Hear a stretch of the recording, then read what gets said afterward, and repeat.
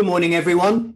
Thank you for joining me, Craig West, Track 2, Web Components as Micro Apps.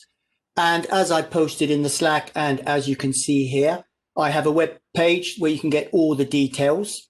We'll have a quick look at that now. You can download the repos, the slides, all the information is here for the demonstrations. And when I go into the demonstrations, you'll be able to click on these links to see what I'll be demonstrating. Please feel free to ask questions in the Slack channel, and I'll try and respond with them as we go along to make it somewhat more interactive. So let's start. Web components as micro apps. That sounds a very grandiose term, but in fact, it really is just HTML5. It's a spec that's been around for many years, but it's only of late that, shall we say, web components have become very robust. And it's already built into HTML5. And what we're going to see today as we go through this is we can see how we can do the re-render on prop change for our HTML tags. We can emit custom events and data. We can listen to custom events, expose methods. We can use the cache API to actually preload and store pages if we want to have kind of progressive web app technology. And we can also use the browser's local database, IndexedDB, to store lots of data for a kind of template engineering. So in this talk, we're going to look at what is a web component, how do we use them, how do we make them with vanilla JavaScript, so we say just in our editor, or with build tools. And I just like to emphasize they're not frameworks, they're compilers. And we'll also have a look at how we can actually export frameworks like Angular, Vue, React, etc. as web components. And that'll form the basis for our web components in micro apps. We'll also see how we can import them into any framework and using web components as a set of interconnected micro apps, microservices, and what possible use they may have as business widgets if you're a developer or a company that's creating web components that could be deployed anywhere that HTML is deployed. And on the backdrop, we're going to have two business applications to actually see micro apps in practice. The first one, we're going to disassemble a very monolithic PHP MySQL application that just into web components that can be used in the app on any HTML platform. So it can either break up a PHP stack into just, shall we say, an HTML page with microservices, or how we can deploy those web components somewhere else and provide useful services and functionality to other applications. And this is the sort of diagram I have as a sort of WordPress developer originally. It's if we create web components here, we can use them in our PHP pages because they are just HTML. And the one thing I'll stress over and over again is web components are regular HTML. They're custom that we've made them, but they are actually just HTML tags. So wherever you've got HTML, you can use web components. And we can see we could use them in Gutenberg blocks. That's one way we can use them. But you can see now with web components, we can either put them into frameworks or put them into a page. With other frameworks got web components. You can see an overall architecture of how web components can be used. The second business application is supposing we want to make a new business and we don't want to do too much development. Let's take an example where somebody doesn't want to do too much development. How can we literally get components, a bit like say when we used to do jQuery, and get them to talk to each other and build an application? And this is inspired by this talk at the JS conference, London 28, the keynote speech, how can Angular, React, Vue and Co work peacefully using web components and micro apps? And so what I've done is I've developed a little demo site to show this. And you can basically see that we have each is an individual app that could stand on its own, but they can all communicate to each other. And we'll see an example of this, of how this works. And that'll demonstrate the kind of functionality and features of web components. So behind the scenes, we're going to really be basing all of this on how we can actually use them. So in that last example of the two business applications, what we'd like in some ways is if we've got a React app, a Vue app, an Angular app, a WordPress app, how can we put them all onto the same HTML page, use them as they've been constructed, but also use them to communicate with other applications? And what we'll see is when we're using our web components, we'll see in the code when we get to it that this is basically how it is. Notice how it's seemingly regular HTML. We'll go into more detail as we go along, but it must contain at least one hyphen to tell the browser that it's a custom, and so it doesn't clash with any future HTML tags. So straight away, this is our whole enterprise application, literally just 5 HTML tags. Now, what I like about web components is how they can really almost be used like pseudocode. We can see that when we're creating our app, we have our web component here, we have our own custom attributes, and one can see that it can almost read like a sentence. So a sentence is an application, a set of sentences is a paragraph, and that paragraph will become our application. So it's very declarative rather than imperative. And once we have a library of components, either third party or ourselves, we can literally construct apps as if we're writing English. And that appeals to me greatly because I'm not one greatly for coding. I really do like putting together. The metaphor that they use is Lego blocks, being able to just bolt things together, configure them, and off on my way I will be. As for me, I'm a trainer of PWAs and web components, and also developing async.js training programs, because that really is where most of our JavaScript in applications is these days. And I started with computers, as you can see back here at school. Cut and paste was cut and paste. If you wanted to change a program, you'd cut it and splice it together.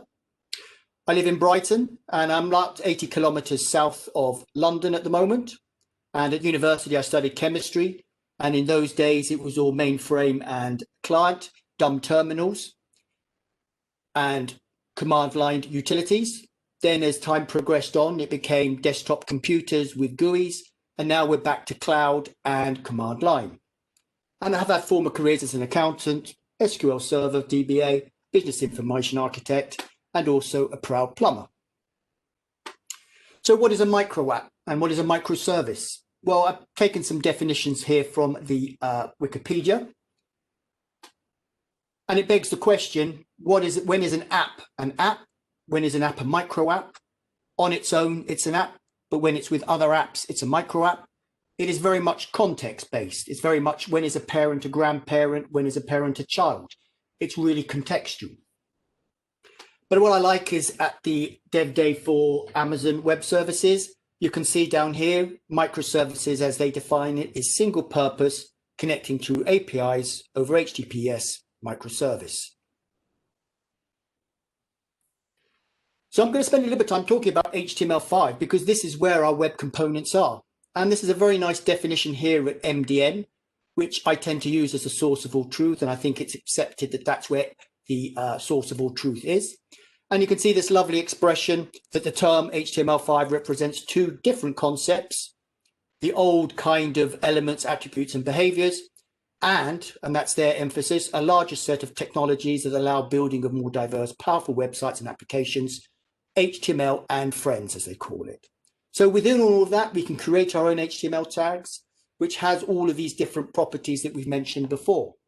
So when we talk web components, we're really talking custom HTML or regular HTML, but just our version of them. So if we look at an anchor tag has props, it has a click event, it has the slot API, and as MDN says, the anchor element extends the class HTML element, which is the browser class for these tags. So if we look at an input element, that's quite complex. We've got type, got lots of properties, we've got functionality. It gives us a certain UI with a drop down little kind of keys. So we can see here, really, this is a web component. It's built into the browser, but it does more than just styling something. This is an little application in its own right. It's a custom UI component. So when we come to our custom HTML tag, we can create them with a little source file, and we'll go into that in the demo. And we can name it anything we want, so long as it's got at least one dash and has all the sort of standard characters. And as you can see, it actually extends the HTML element class, and we'll see that in the code. But actually, it's a regular HTML element, just our custom version. So we can have a look at that here. And we can see the definition of app drawer. It's using the custom elements.define. It creates the tag name that we want, app drawer, which we see here. It uses the class, which would be in here, the code. And as they say on webcomponents.org, the main body page for web components, it is just like a div.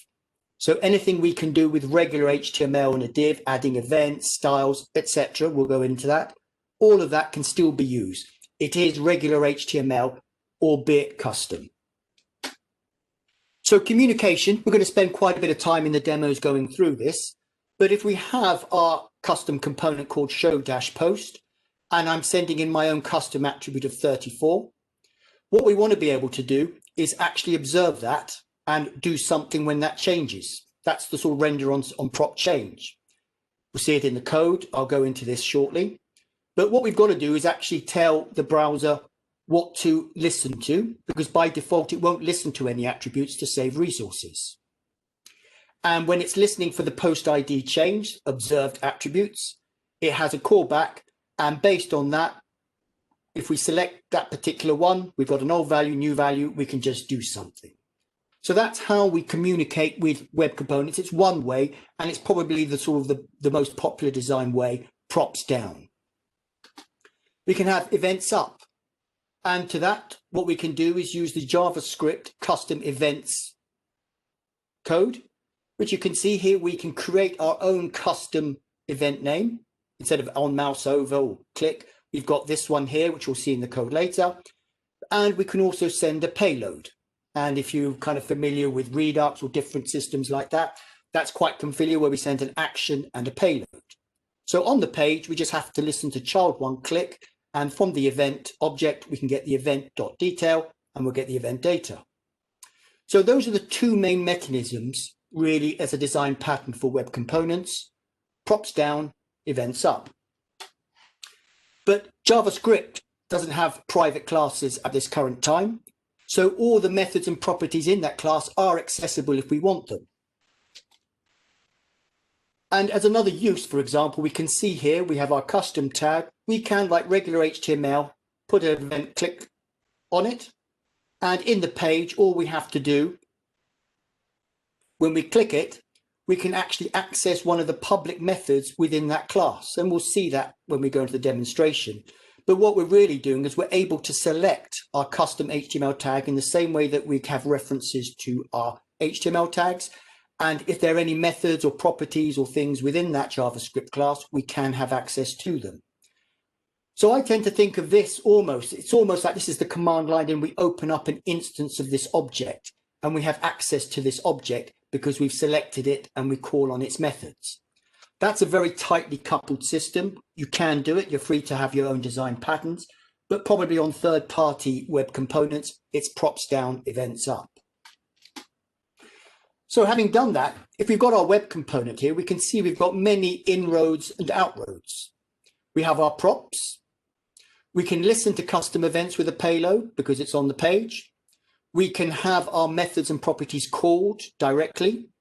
There is also the slot API, which will be in here. You can access changes and content within the slot, children, if you're from, say, the React environment. But that's not usually done because that's not necessarily very stable in the sense that it may change through the application, and it's not a sort of a way that it's usually done, but it could be done. We can emit our custom event and payload so we can communicate with other elements. And we could also directly access the attributes on the component and the public methods of other components if we wanted to.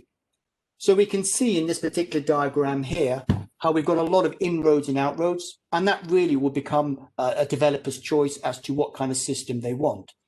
If you're providing a third-party component, it's usually configured through attributes and use events, and they tend to say that in the web component, the attributes should be the source of all truth. So you're always synchronizing with your attributes if you make changes within your component. And when we go through the demos and the GitHub repo, we'll see how that's all done. Now, there's plenty of support for web components. As you can see in all the evergreen, it's all stable, and there are polyfills available all the way down to some version of IE. I can't quite remember off the top of my head. But one of the most important things, and probably was a stumbling block over the years, was encapsulation. How do we not affect the rest of the page, in particular CSS? Now, we're going to have a look at the shadow DOM, which is like a fragment. And we're going to see that actually there are rules as to what can be done JavaScript wise and CSS. We're not going to go into incredible detail on them because it can get overwhelming, but I'm going to be showing various aspects of it. And this is the first. If you look here on our regular page, we have our my dash component. And if you notice, we've got a fragment. Depending on your Chrome browser or the browser that you use, it's shaded here. And you can see it's a shadow, it's a separate item, but it becomes part of the tree. But this is almost like a border that basically will allow certain things to and from, depending on the rules of web components. And we'll have a little look at that as we go along. So we make our component, we add it in, and then that's added and flattened in the shadow, the light DOM. This is the shadow DOM. The rest of the page we'll call the light DOM. So who uses web components? Well, Google has an estimated, I think, from watching their videos, around 20,000 plus. They have their Google Accelerated Mobile Pages, which is based on web components. Ionic has their system of web components that can also be used with any of the major JavaScript frameworks, React, Angular, and Vue, but also plain JavaScript too. And combined with Capacitor, it enables one to create native apps with just one code base of HTML, JavaScript, and CSS. And technically, it's a web view within the mobile app. So for somebody like myself who just has the platform as their coding base, it's wonderful. That can be used on desktop applications, PWAs, mobile apps, and I've had published one myself just as a test. Now, what's interesting is Salesforce, having purchased Slack, Salesforce has their own version of web components called Lightning Web Components. We're going to have a look at that shortly. And basically, there is this interesting video down here of Google and Salesforce explaining how that when they've kind of consolidated different divisions, they turn to web components as a universal system of architecture. And it's interesting that we use Slack now. So in the future, perhaps there may be more of their Lightning Web Components building that base to integrate with the rest of their products. So what types of web components can we have? Well, we're only limited by our use of JavaScript and CSS. I'm not a UI person. I've got a couple of UI components. Some people use web components for their UIs, their buttons, to standardize it across an organization. I'm more of the sort of the highly functional type, which we're going to have a look at. And it's going to do standard fetch requests. I've also built a few web components that has its own lazy loading feature and dynamic loading. We can use web components to store data in IndexedDB in the same way we would with JavaScript. We can do our forms and get data back. I have an example of authentication and getting a JSON web token back. And with that, and combined with some of the features above, we can add offline capability and instant pages. And we're going to see that in demo 1. So the most useful references are webcomponents.org. That's the sort of the main site.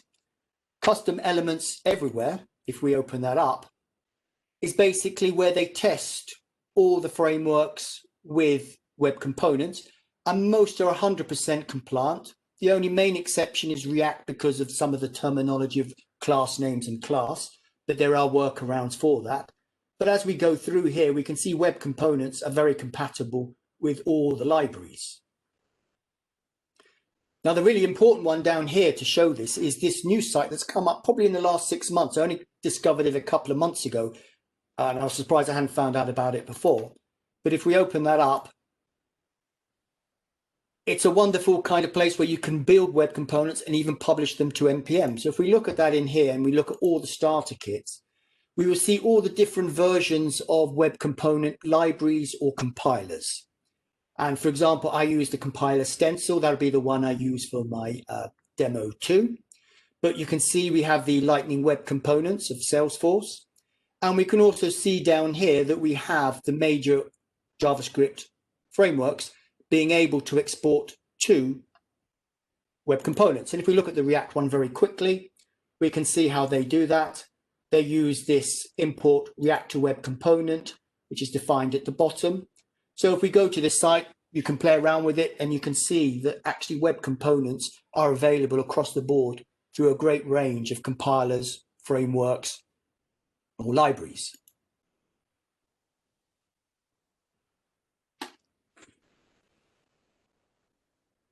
I'm sorry, I didn't look at the chat. Can we create web components using WebAssembly? There are some examples of people using WebAssembly and custom components.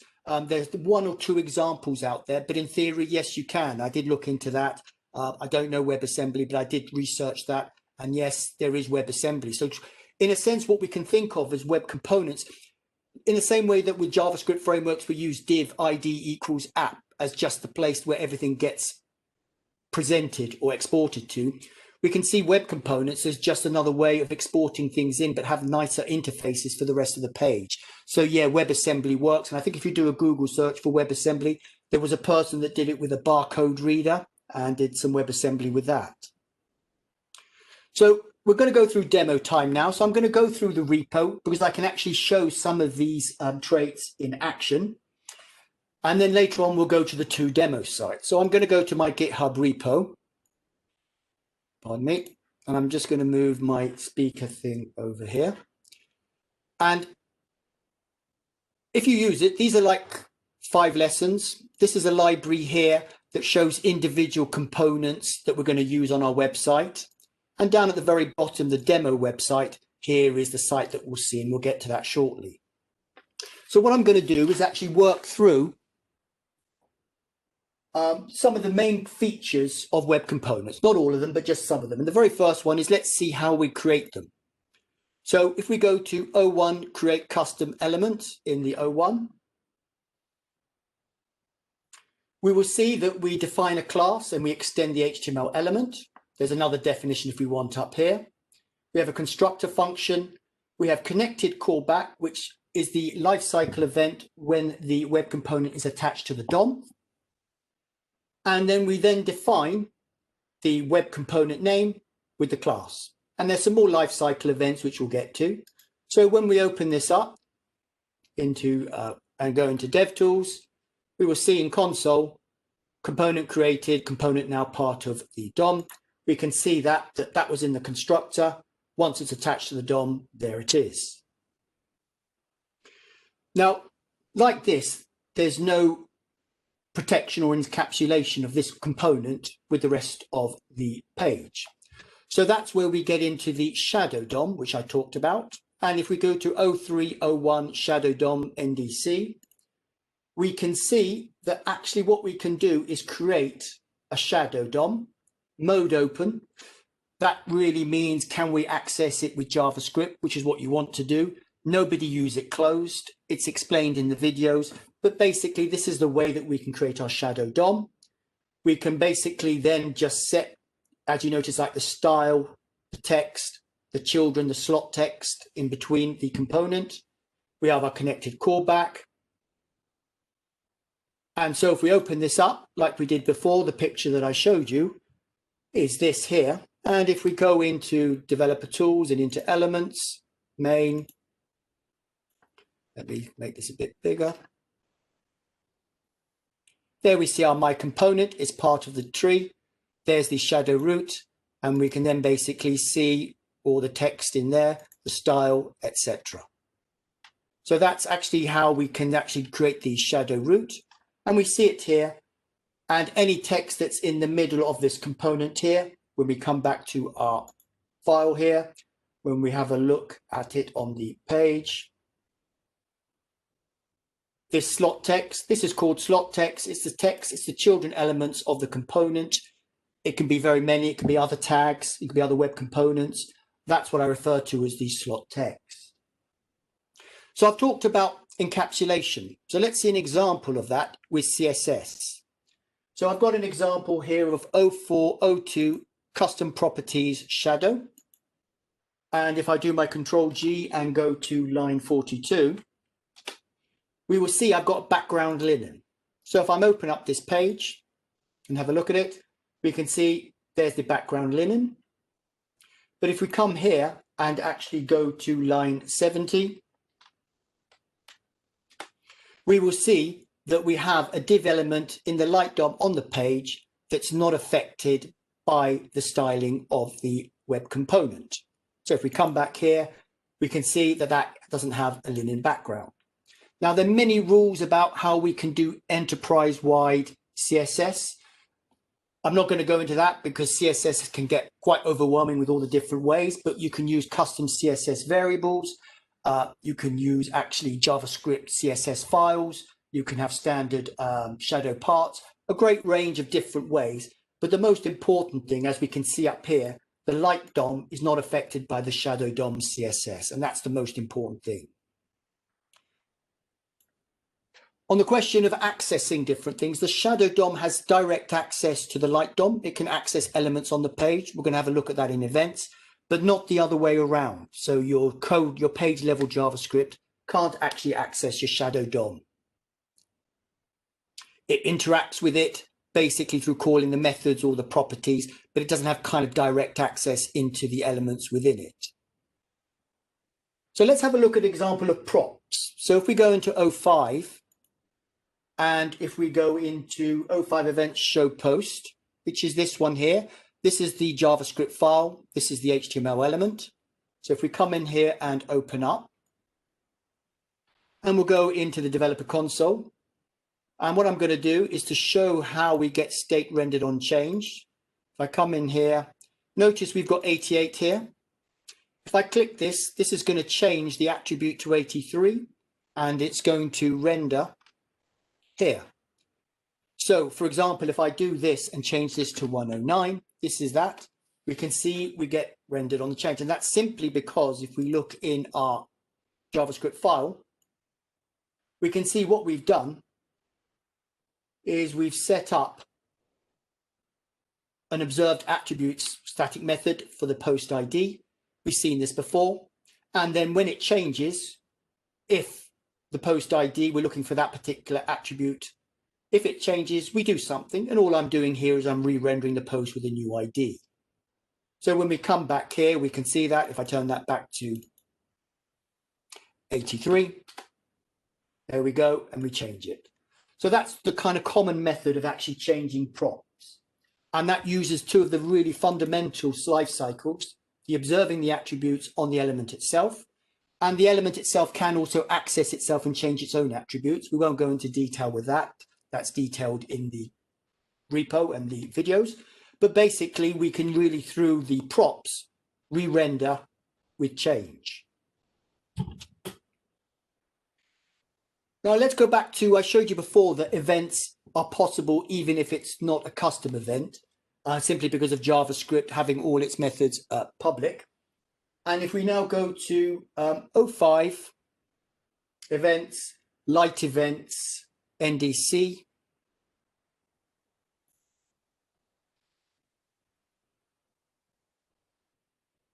If we go to line 51, we can see here that we have an on-click. We've seen that before in one of the pictures. If I open this up, if I click, we see it. So this just emphasizes these are just still regular HTML. If I go to line 69, we can see that we can access that component on the page. We've seen that before. It's just a regular HTML tag, but it's like now its methods and properties are available. So if we come further down here, we can see on line 85 that we've got access to the web component. There is a public method within it. And if we scroll down to line 121, we will see a regular method in a class. There it is. It is accessible directly. Not usually done as a way of working with web components, but one always has the choice if one wants a more tightly coupled system. Finally, let's have a look at custom events, emitting events. We've seen how we've passed data into our component. How does it communicate with the outside world? And for that, we'll go down to 15 child parent. There's the web page. Here is the JavaScript. Let's just open this up and show it in action. I'm going to go into DevTools and into console. This is the component in green. When I click it, we can see there's a custom event emitted. And if we come down here, we can see the details, data in custom event. That's the payload. And we should see the path name child1. Just have a quick look for the type is child1 click. So that's the event that gets bubbled up, and we can listen to it like we listen to a click event or anything else, and that's the payload up here. So if we have a quick look at the code, we can see that's how we access it on the page. In the component itself, all we're doing is when we're clicking, we use this .dispatch an event. It's a custom event. This is the name of the event, and the event data, that's the data I've just created up here, some random numbers that gets bubbled up, and the page can listen to the event detail. As we've seen here, we have the detail, the payload, and we have the event handler, the action, as it were, for that. So that really is a kind of brief overview of how web components work, how we put information in, how we put information out, how we can also style it without bleeding into the main page. Let's now have a look at a demo of this. So what we do is if you want to follow along, WPJ, this one up here, demo 1, it's on the page. I'm going to close this down for the moment. Basically, this is a regular website. We've seen this one here of changing the post. We've already seen that one here. As examples, I can show that for a whole blog post, as it were. For terms of speed and efficiency, if we go into the network tab and we go to dynamic, I'm going to clear the console here. When I click on this, I dynamically load in both the component and the script file. And that's loading in a number of different ones, and we can see that.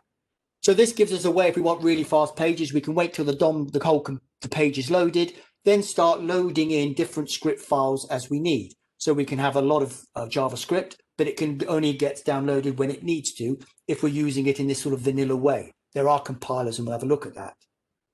For example, when we have our blog, the only difference with this is basically if I do a Control-U and open up, we can see how I've split it into two components and I've made them tightly coupled. So if I wanted to put this somewhere else on the page, I can have them as separate components. I've got here all posts and the post.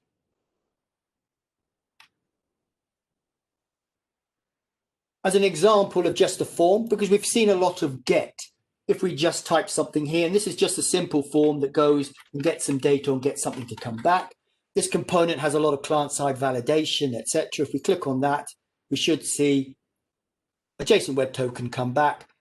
Nothing particularly spectacular about that, but it's just to show how forms can work within our web components. And there we get back our token. One other thing, we're talking about lazy loading. And if we look at the network here and clear it, on this particular page, lazy, if we scroll down, I'm using the intersection observer API to kind of represent the viewport. But as we come in, we can create our own tags and get various posts or images. And if we have a look at that, if we go into 20 demo site and have a look at lazy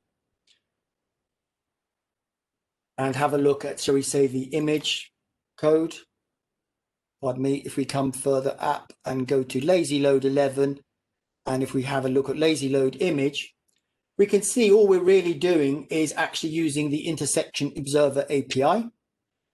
And on the page itself, when we want to load in those images, I've created my own special tag, wp-lazy load, and then the picture, the same for the component.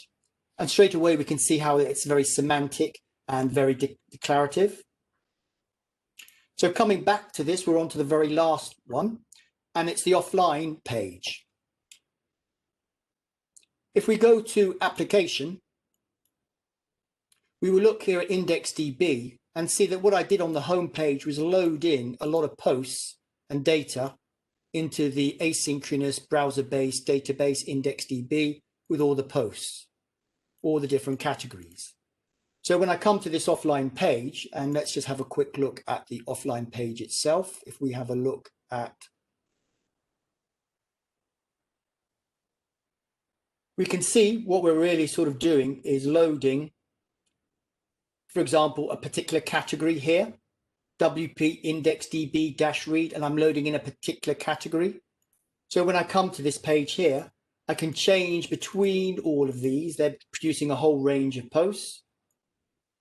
And that's because it's reading from the local database. So if I come in here and go to network and go to offline, they will still work and will be literally 10 milliseconds, something like that. But it won't happen with a page refresh because we would need a little service worker to do that.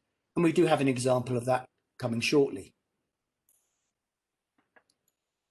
So to have a quick look at that one with, this is the same one. I've just introduced basically a service worker to make it fully offline. I just click through and I load pages. If we look at the application, if we look down here in the cache storage, we're looking that we're storing our files. So because I do PWAs, progressive web apps, or progressively enhanced websites, what we can see is we've got our local database, like a MySQL. It's basically a JavaScript object-based database. And we've got all our pages stored here. So as soon as we go offline, we can see that all those pages are still available even on refresh, simply because we've loaded them into our cache API. And these are all HTML5 APIs, the cache storage and the IndexedDB. So straight away, if we look at the source code of this page, it still, once again, is just web components, but with the addition of a service worker, we can cache and go have a fully offline and near instant experience. And having done all of that, what this is from a business point of view, this is all WordPress. So notice that we're in HTML. We're in a totally different stack, not even the location's on a different server. And so what this means is these components could be used as like micro apps somewhere else. So we've taken a large scale monolithic application based on PHP, converted it to sort of HTML components that can interact with other enterprise apps. And we're going to have a look at that now in the second demonstration, which is where we build our conference booking site. So when we come back here, if we go to demo 1, my apologies, this should be demo 2, made a little typo here. We come in here to demo 1. Let's just go back. I'm going to, my apologies, a little typo, demo 2, wpjs.co.uk/demo 2. You've got the links on the page. I think they're more accurate. This here now is the kind of component that we want. We've got a conference component that when we click, we get a list of all the events we might want. That when we click on one, it's sending out a message, and we'll have a quick look at the console. We can see it's emitting events all over the place in this particular example.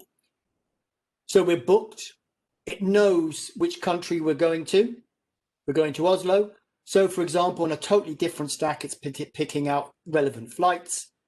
Notice how we're logging all of these events in our event bus component. We click on that. And also, for example, when we're going to Oslo, straight away, it's producing some information about places we might like to see. This is the WordPress part of it. So Oslo, Manchester, you can see that's how it is. And if I do a Control U, and I can't do that because that's on Vercel, my apologies. If we do that, if I go into the repo, I'm now going to go into just my own repo and open that up.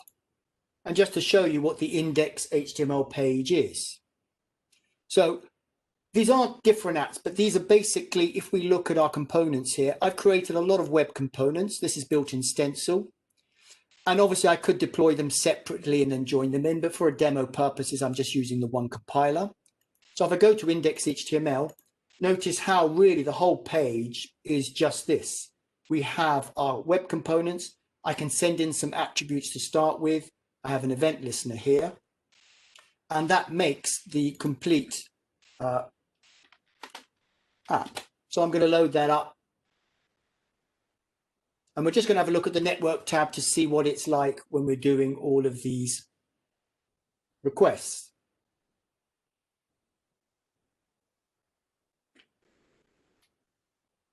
Let's go into network.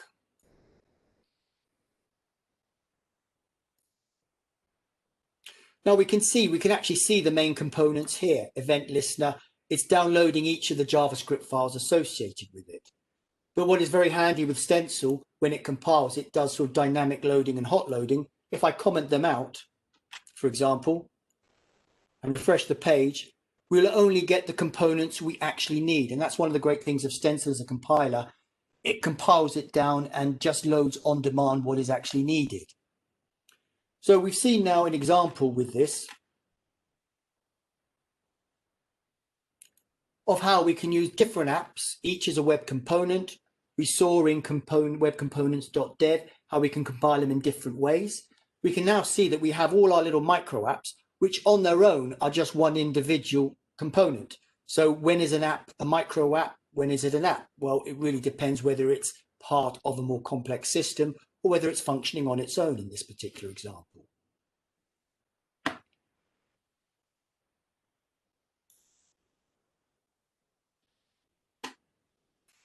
So converting frameworks to web components. Well, we saw in webcomponents.dev before how we could do that, for example, with React. So it's well established. So all kind of basically frameworks have ways of creating a web component wrapper around it. It will mean that when you're deploying them, you will have the framework JavaScript file as well, but you can dynamically load that in.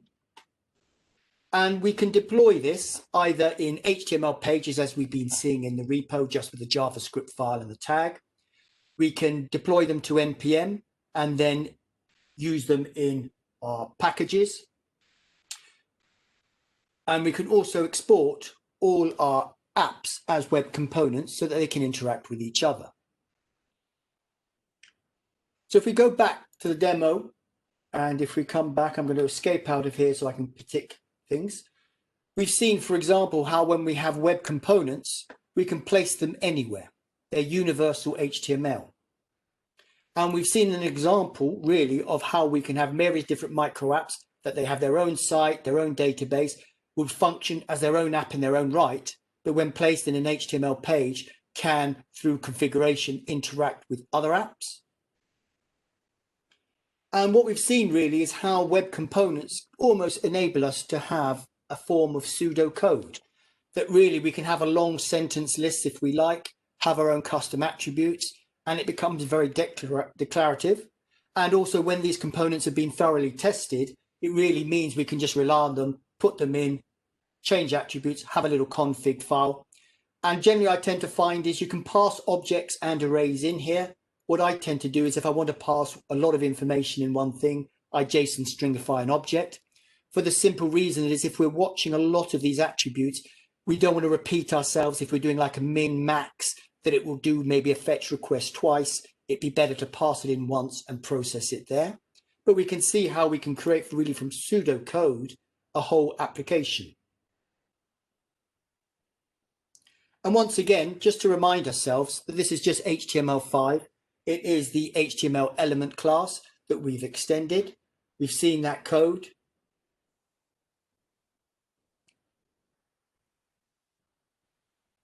And we can also use props down. That's the key way. That's probably the preferred way of props down and then events up. And we've had a look at that to see how those actually work in our little repo. And we can see now, actually, if we want, if we're just creating our own app, and it's not necessarily that we have to prepare it for third-party use, how we have many different ways that each of these HTML tags can interact with each other. We can listen to events with payloads. We can expose methods and properties of our component. We have the children slots if we want to. We can actually access other components, either by emitting a custom event and payload or accessing methods. And we have, as I say, a general scheme of parent and child. So we wouldn't directly talk to siblings with components. It'd be more the parent-child framework. Fully self-supported.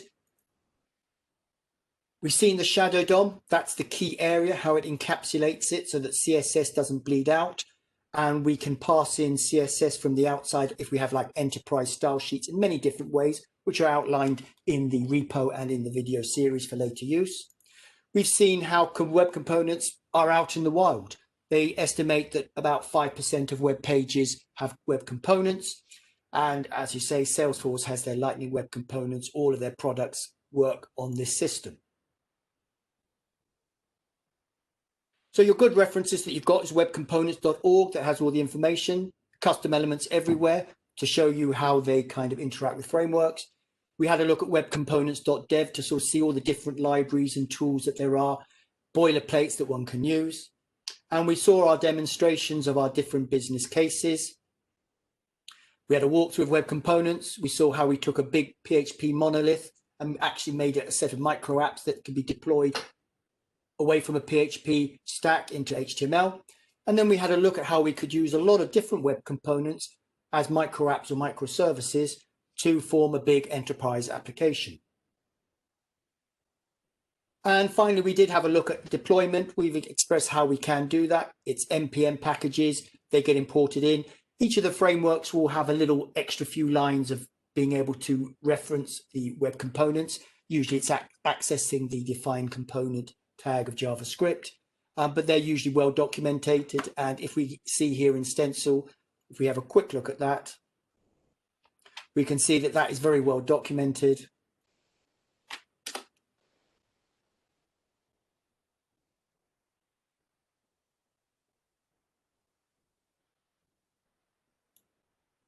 Framework integrations, it gives on how to do them. And I should also say that web components are compatible with static site generation, server-side rendering, full accessibility, and Google does actually search all components with JavaScript, so you do have SEO facilities with that. So I'd like to end the talk there. I'm open to any questions, and I do hope that you've enjoyed finding out about web components and how it is a wonderful way to encapsulate all your data.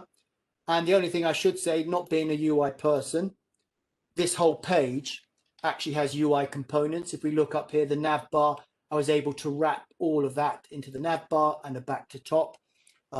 So you can actually have your UI components as you wish already in web components. But I've been basically focusing on the micro app version of web components. So that's me. Thank you very much for listening. I'm open to any questions. Do help yourself to the repo and the video series that goes through to teach you how to do web components. Very good resources all over the place, and they're listed in the repo. And if you ever have any questions later on, do email me. I'll be glad to help. So thank you very much for listening.